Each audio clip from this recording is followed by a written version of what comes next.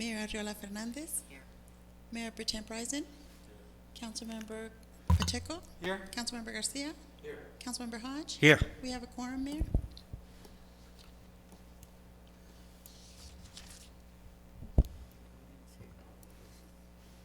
update on the meeting?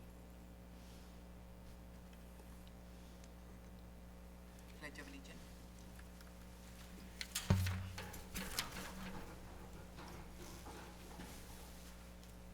Mr.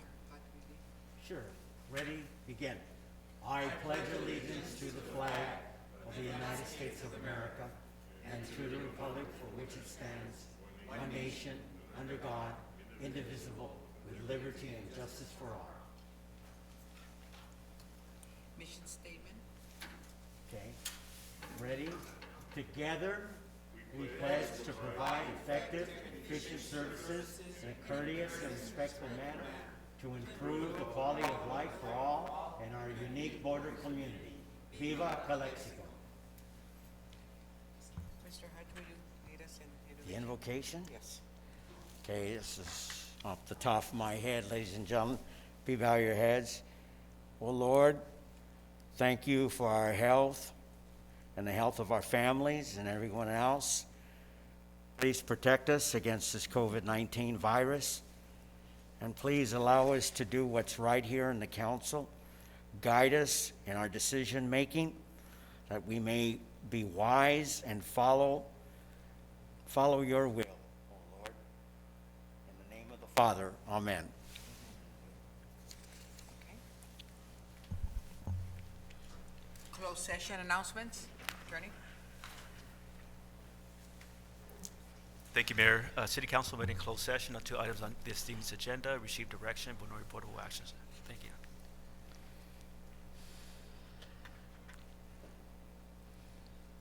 Okay, do I have approval of the agenda? I'll make a motion to approve the agenda, Madam Mayor. Oops. Second? Mayor Hodge. Mayor Fernandez. Aye. Mayor Pro Tem Bryson. Councilmember Pacheco. Aye. Councilmember Garcia. Councilmember Hodge. Aye. Motion passes. Okay, I'll pass. Announcements?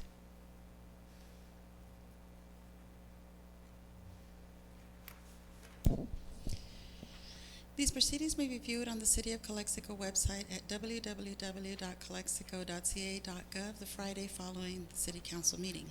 Community office hours with Mayor Adriola Fernandez are suspended until further notice due to coronavirus COVID-19. Public comments, public appearances.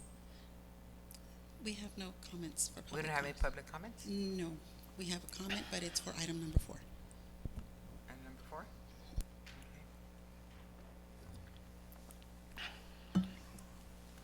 Okay, now we're going to discussion and potential action items. So number 3, resolution number 2020 of the City Council of the City of Calexico authorizing city manager or his designee to execute grant offer agreement and/or any document pertaining to airport improvement program. AIP project number 3-06-0034-018-2020 with the Federal Aviation Administration FAA for the construction of taxiway of rehabilitation at Calexico International Airport. Do we have an update? Absolutely. So Madam Mayor and members of the City Council, the public that's following us right now, I do want to share with you that after the last City Council meeting, the City of Calexico was made aware that we were recipients of a grant award from FAA, the Federal Aviation Administration, in the amount of $1,649,430. This is part of the same item that we discussed at our last meeting, which is our taxiway rehab project. Let me provide some clarity as to what this means. Remember, the budget calendar for the federal government begins in the month of October. What this means is that we were recipients of this amount of money for the current fiscal year that the government at the federal level is running under right now. What I do want to point out is that there is no local match required because these funds came through the CARES package bill that was approved in DC. What this means is that normally FAA grants, we receive 90%, we get a 5% match from the state, and the other 5% needs to come from the city. This is not the case. There is no local match required. It's 100% of the funding coming our way. What this also means is that beginning October, when the new fiscal year for the federal government begins, there is also going to be a cycle that we will begin in which we will be potentially funded the remaining amount of money to finish our taxiway rehab project. Doing so, we would have the lump sum that we would need to go through the procurement process to get our project done. If there's any questions or comments, I'll be more than happy to answer them. What do you estimate the total cost of this project? What we're looking at is that potentially the balance that we would receive when the new government fiscal year begins would be around the $2.4 million mark. If we do some quick math, we would be looking at an award of about $4 million. Now, if I recall properly, last meeting we, what's the proper word I'm searching for? We said no to proceed with that item. We rejected the bids. We rejected it, thank you. But yeah, there were bids there. There were companies that were bidding. Are they going to be able to come back? Do we have to do the whole bidding process over again? Everybody will have a fair share. Since we formally, as a city, rejected those bids, we would have to begin the process again. Oh. I want to point out a couple of things here, though. One of the things that we need to be cognizant about is making sure, one, that come October, if we're successful in securing the additional money, we will have all the resources that we need to procure the project. Two, the pandemic also did not help. Everything got backtracked. So the pandemic also played a role in us having to receive the money until July 22nd, the first installment, and having to wait until October or after October to receive the second installment. So unfortunately, the pandemic hit us in this way as well. Okay. Question, is there a time frame that we have to use this money? Because, so we're getting this 1.5, and say that, for this upcoming fiscal year, we don't get much, or we don't get enough to complete the project. So is there a time frame where we have to spend this money? FAA will make sure to give us the installment that we would need to Before bid the out the due project to cover the extent of the project. Why? Because we went through a design phase in which we received an amount of money that it would cost for the project to be completed.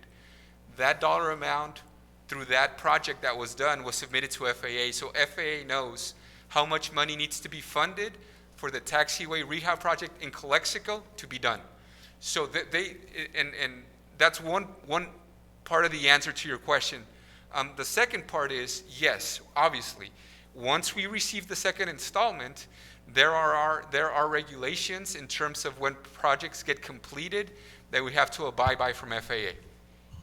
Yeah, just because if this is part of the CARES Act, from what I've seen, the CARES Act is usually tied into a time frame that you have to spend it within a year or 2 years at the most, from what I've seen, and even probably sooner than that, because they want to put money out there. They want to put money into circulation also. So I just want to make sure that, whatever we have now, we're getting now 1.5, that we're able to hopefully secure the rest of the money. Yes. And do the project and not have to send it back or whatever might happen if we don't complete the project. In this case, it came through the CARES package. However, FAA guidelines and regulations for grant awards are the ones that we would follow. So that's a great comment. So we can be clear that what we're going to be following are the guidelines that we followed since the inception of our airport in the city. So we have the personnel that are qualified and understand the guidelines and regulations that FAA issues. Thank you. The good thing is that there's no matching, it's all free money. So Yeah. I don't think we should be even Quibbling thinking about it. negative on this thing. It's a plus for the city, and let's use it to our benefit and get this taxiway fixed. One of the reasons why it's as an emergency item is because we want to do our due diligence and make sure that FAA sees that this council took immediate action upon notice of the grant award, so we can let them know, yes, we accept the award as is. Well, there is a due date for this, isn't there?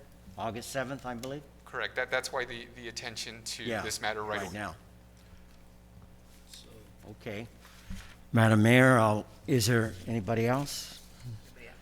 I'll make a motion to approve item number 3. second. Okay. Aye. Mayor Pro Tem Rising. Councilmember Pacheco. Aye. Councilmember Garcia. Aye. Councilmember Vaughn. Aye. Passed.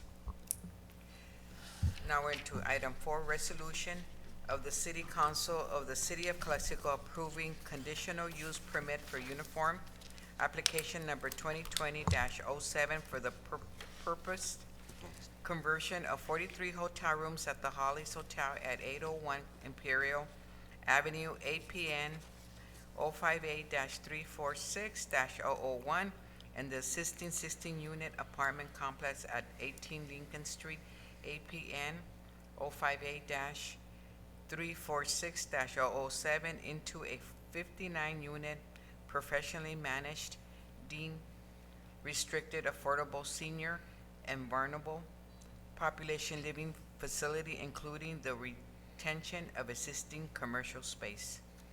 Do we have? Hi, good evening, Council. So let me just give you a little background into the project. The project applicant actually is here with us tonight.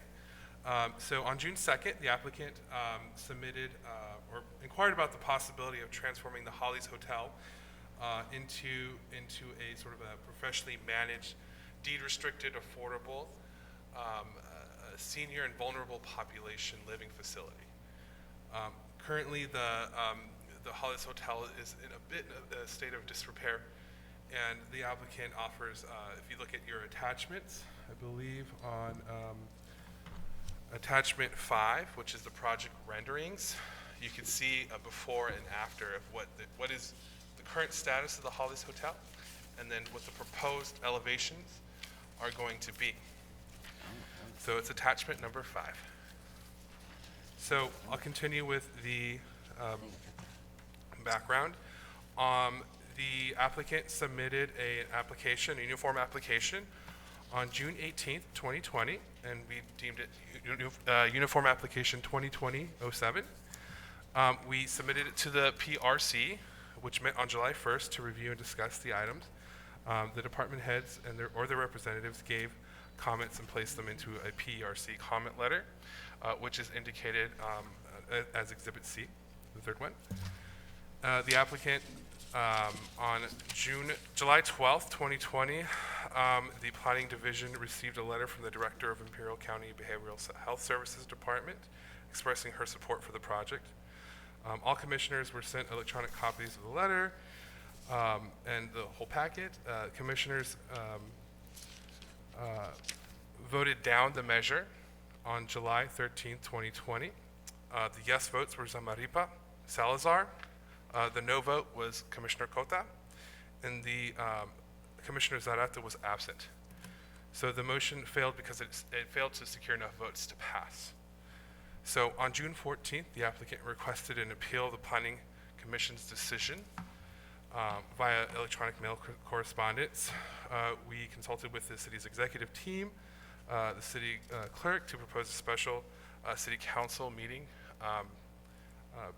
as there's timelines on the developers.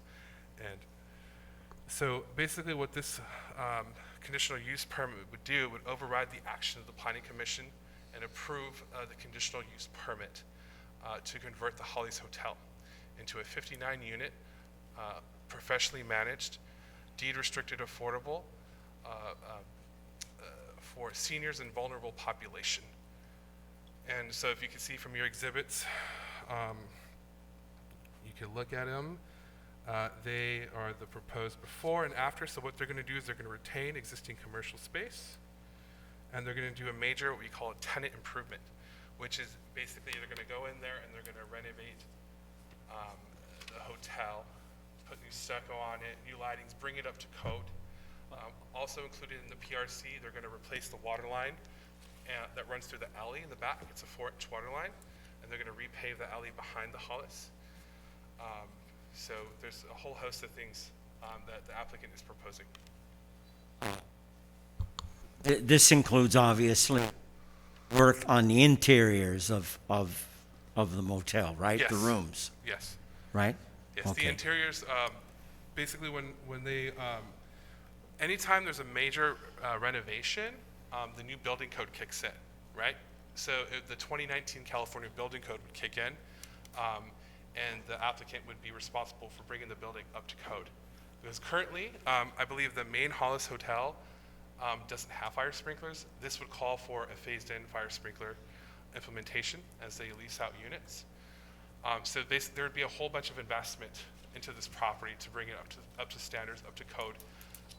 The applicant probably can answer more of your questions about the specifics of the plans, but generally, when there's tax, the California Tax Allocation Credit Committee, the TCAC, they're pretty strict on the do's and don'ts when you're using tax credit. Right. I mean, like torn rugs or air conditioners that aren't working properly, because we're going to have senior citizens in there.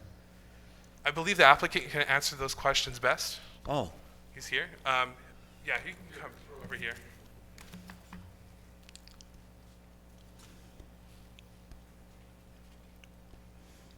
Hi, good evening. hi. My name is Ray Robin.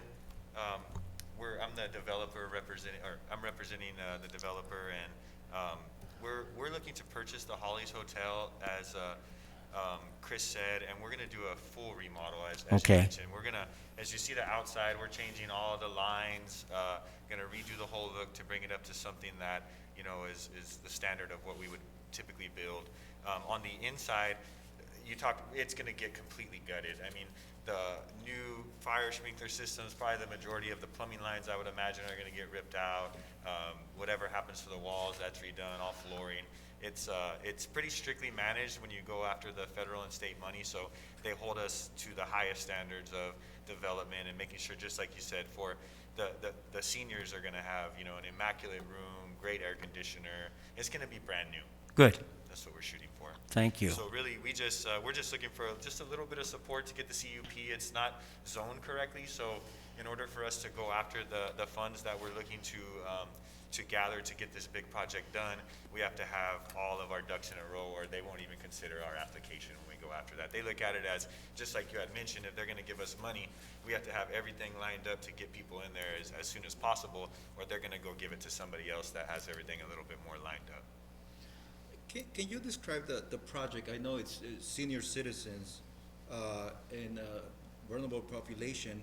So living the facility. vulnerable population, when they say that in HCD, TCAC language, that means homeless. Okay. So part of the way I got into this was when the Imperial County got the HEAP money, and I don't really know how to say this correctly, but they didn't really know what they were doing. So it all kind of happened real quickly, and they're really trying to do good things, and you know they're putting a homeless plan, a strategic homeless plan together. It's something we've never had in this county before, and that's going to open up a lot more avenues to federal and state money, like No Place Like Home. And a lot of these programs won't give you the money unless you have a plan, and that's on a county level. So what we're seeing since the HEAP money came along is that the county's starting to get really organized through their CCC, and I know there's been some publicity on the CCC lately, but I got to be honest with you, they're trying their best, and you guys all understand how hard it is to work, you know, through bureaucracies. Everybody has different opinions of what should go where, and it's tough. But you know, they're doing the best they can. But when they get the homeless plan finished, there's going to be so much more money to come in to help us solve these problems. And as you guys know, it's easier to solve problems with a whole bunch of money. So Yes. we're just praying that that all comes together. I know I'm on an ad hoc committee that they just put together. We're going to have several meetings in August to kind of finalize that strategic plan. Really what it's all about is how do you get the money into the county, and then how do you get it out to the nonprofits and the other people that actually know how to use it and get it to the people, you know, as fast as possible. So there's a lot of moving parts, but really all we need today is the CUP. Okay. Any more What's questions? the ballpark figure, you know, what's the total investment that you might be looking at? If Yeah, you have a guesstimate, I'm you know. probably going to blow your mind on this, but it's probably going to be close to $20 million. It's a lot of moving parts to these deals. You have developer fees, you have the cost of construction, you have the cost of acquisition, you have all the attorneys, all of the architects. I mean, they all want to get paid their money, but the whole gist of it basically is the money comes from the state and federal, and it gets used to do these good things. But yeah, it's probably going to be somewhere around $15 to $20 million. The good thing is that we're actually going to be utilizing that space now. Yes. For the good for the city and for a specified population. Yes, and I will say this, and it's kind of a joke, but not really. I was being brought over here to do a deal on that Elks Lodge right before it burned down. So I think it's a good deal to rehab this building before it ends up like the Elks Lodge and the Burger King, you know? Just, no, sorry for the pun. Yeah, good thing happens. I think it's Oh, a good sounds project for the city, and I Well- hope. Well, You're right. Thank you. I just want to say that, you know, this is great. I mean, this is a great project, you know, with that potential amount of investment. I mean, happening in our city, in any time, at least on my book, anytime Yeah. that someone wants to come down and invest $15, $20 million or whatever investment that they want to No, make, thank you. that they're more than welcome. I'm looking forward, especially with the target population. Yeah. And then also, you also have some commercial space. That's right. So So just so we're clear, the idea of the commercial space, we don't really want to operate this, and I think that's where I lost the planning commissioner on the last one is, and to her defense, the sound was very off, so I don't really know that she got to hear the things that I was saying, but we're not trying to operate a commercial center in there. Most of these facilities, especially if you're doing seniors, we like to put like a community center in there. And then we're coming up with this idea, and it come from one of the local nonprofits, Calexico Wellness Center, I think is the name of it. But they presented to me the idea, and I really liked it, of having a couple small offices in there that a doctor could come to on like, you know, every Monday or every Wednesday, and actually give care to the people, the seniors that are in the units. That way they don't got to go get in a bus, or they don't got to drive around. good. And it's great when you can provide services to the individuals that are in your facility. It just makes their stay a lot easier, a lot better, especially in times like this with COVID. You know, the vulnerable population is the senior citizens. So it would work out good for them, you know, if they could get some of their care in there and have the camaraderie of their other friends and everybody in there where they could come in and play bingo or, There you know, you do go. something Bingo. fun, you know, something fun. So that's what we're shooting for. And I will add that we do have a for-profit company that does developments like this, but I just recently started a nonprofit, and that's why we're doing this specific one on the nonprofit. We want to try to find a way. My family owns Duggan's Construction. I have my own real estate brokerage. We do developments, and we do well in the city. So we're trying to find a way that we could give back. And, you know, we need housing. And you guys need housing in Calexico. Yes, we do. I have Lots of real estate affordable agents, when housing. they get a buyer for Calexico, they come crying to me because every time they make an offer, 10 other people offered on it, and they get this big bidding war. And the reason for that is just because there's no new subdivisions in Calexico that are building houses.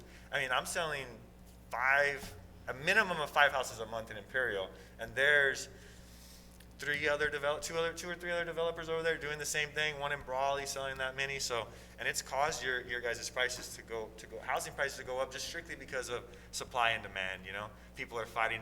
People desire to be in Calexico, but there's just no new houses for them to No, buy. you're absolutely right. We need more affordable housing. And I commend you for coming into Calexico because this, like Councilman Garcia said, the target population is senior citizens and the vulnerable population, which is the homeless. We need to provide for them. Yep. So this is a good deal all around. Well, thank you.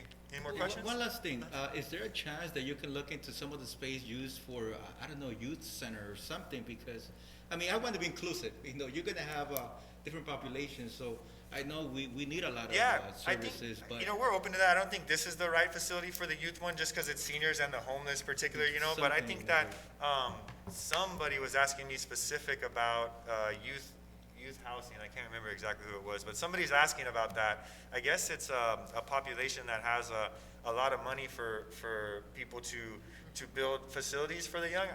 Me personally, I never really thought about it, you know, I guess it's just hard for me to comprehend. How do you provide housing to somebody that's under 18, and how does all that, you know, how does all that work? It's just kind of confusing to me. but I was even talking about just having a center. A center. Within the center, a Recreational? space. Yeah. You know, where they can probably just, Congregate. you know, get together, you know, because, Yep.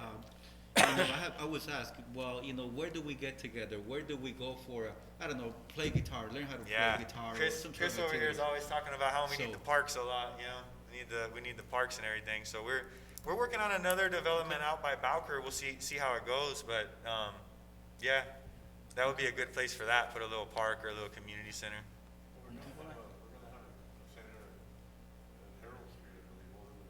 Yeah, for the Yeah, armory so, but exam. as much as we can get in, The more the better. the more the better, of course, you know, but thank you. We Thank need you. like a YMCA. Yes. There you go. Yes. That'd be great. Thank you. But thank you for your time. Thank you very much. Okay, now do. I have a public comment. Sure. Juan Antonio Beltran, one more sign that this city is going from bad to worse. You council members do not know how to make the best decisions for our city. You council members only seek your own benefit. You should be ashamed to be sitting in one of the 5 most important chairs in Calexico and not be up to the task and not have the intellectual level. The Hollies Hotel, which was a jewel in a great business located on the best avenue in our city, will be forgotten instead of giving it life. Calexico from bad to worse. Yeah. Those times are over. Oh, well, now, do I have a, go ahead. Including my comments, the planning division recommends that the city council approve this CUP.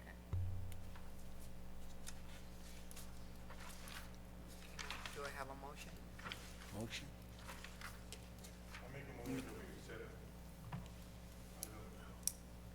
Or Second.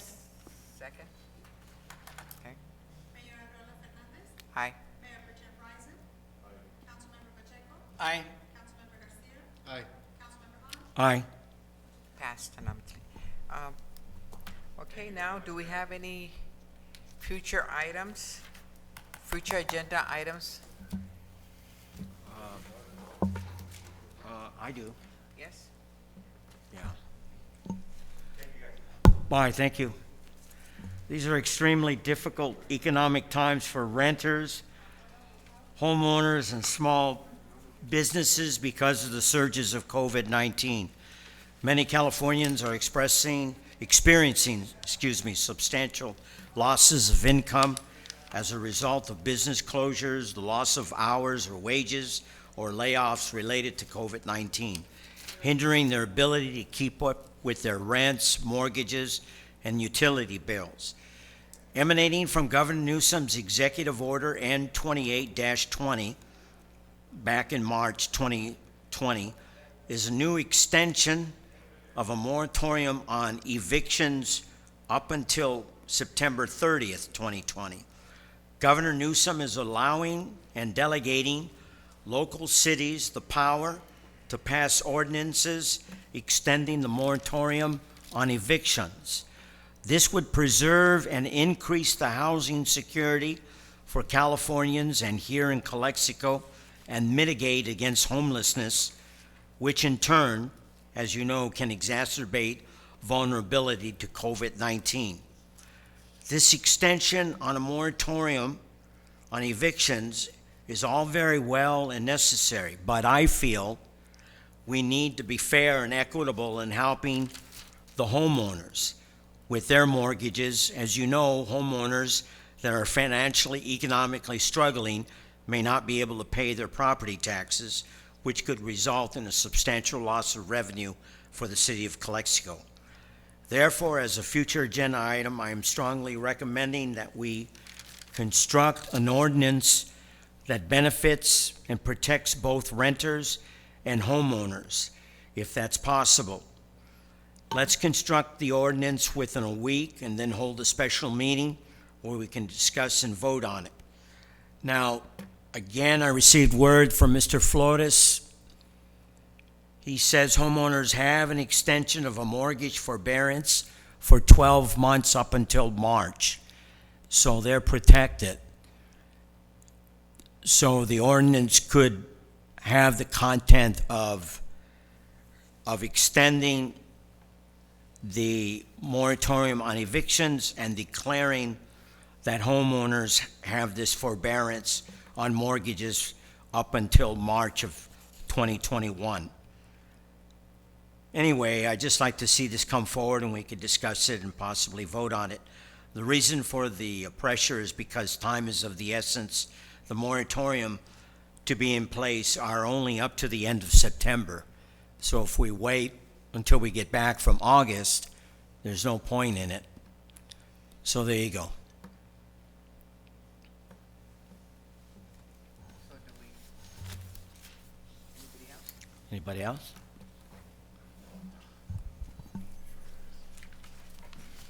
We will be going dark for the next month in August, so this is our last meeting into September.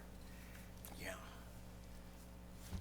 Okay, do I have anything else? Then this meeting is adjourned. Thank you. Good night.